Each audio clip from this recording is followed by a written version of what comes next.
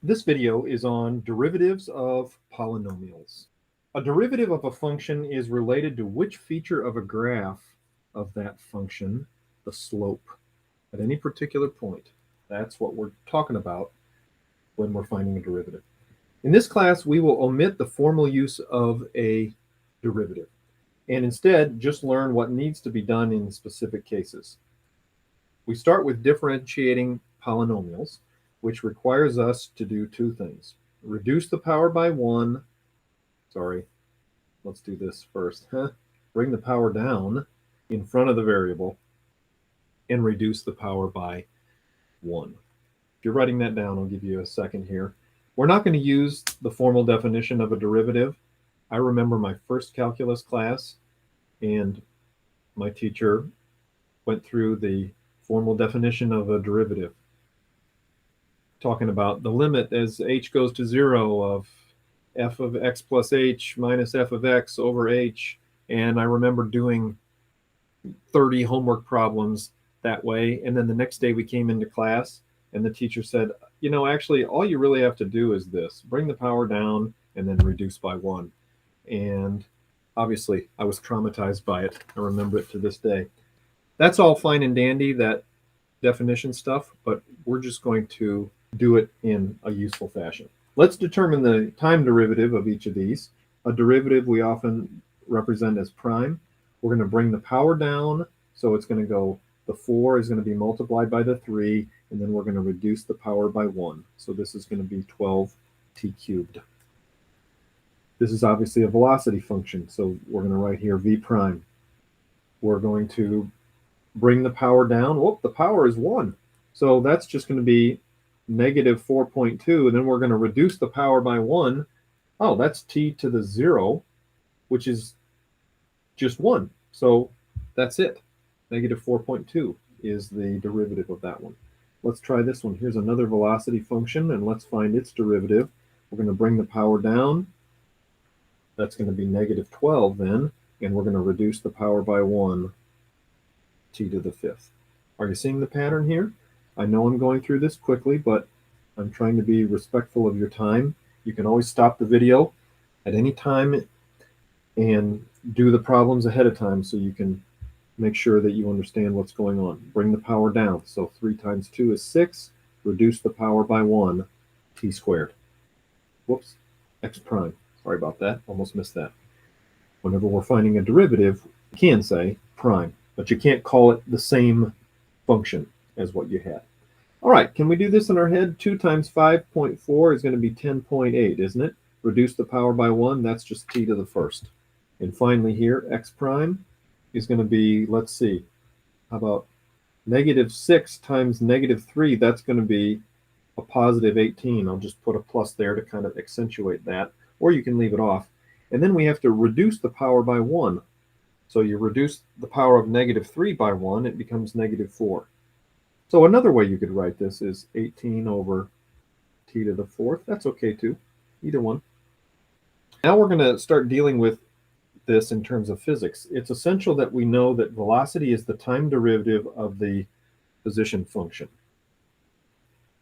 Acceleration is the time derivative of velocity, like that. So if we know the position, we can differentiate it with respect to time, and that'll give us a function for the velocity. If we know the velocity time equation, we can differentiate it once and get the acceleration time equation. So let's try a few examples here. Here, instead of saying x prime, we're going to say vt, because we just learned that if you differentiate the position function, the position time function, you get the velocity time function. So I'm not going to say x prime this time, I'm going to say vt. That's the kind of thing that we run into in physics. But we're going to differentiate each of these terms on its own. So I think this is going to be, isn't it, 14t plus 5. You differentiate a constant, you get nothing. So that negative 3, when we differentiate it, doesn't appear. All right, this is a velocity time function. So when we differentiate it, it's going to be an acceleration time function. But we do it the same way. This looks to be about negative 6 t squared minus 3. Again, stop the video wherever you wish to so that you can practice this on your own if you want. When we differentiate a position time function, we're going to get a velocity time function. How about negative 2t plus 1? In each case, we bring the power down, multiply it by anything that's in front, and reduce the power by 1. So number 4 here, there's a velocity time function. So when we differentiate it, we're going to get an acceleration time function.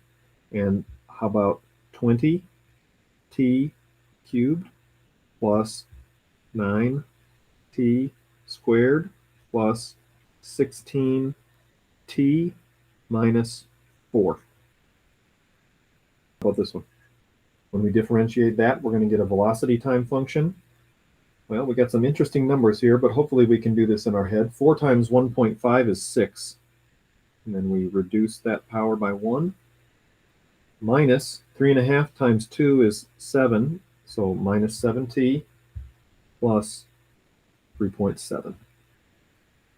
I hope you're seeing the pattern here. This one's a little tougher because we have some time variables in the denominator. So what I like to do with a case like this is write it out with everything in the numerator. First, I would change this to be 2t to the minus 3 minus t to the minus 2 minus 2t to the minus 1 minus 6.8t. So that's just my preference because I can differentiate this a little bit more easily. When we differentiate this, this is going to be an acceleration time function. And we're going to bring the power down. So negative 6t to the minus 4 plus 2t to the minus 3 plus 2t to the minus 2. I'm running out of space, so I'm going to have to go to the next line.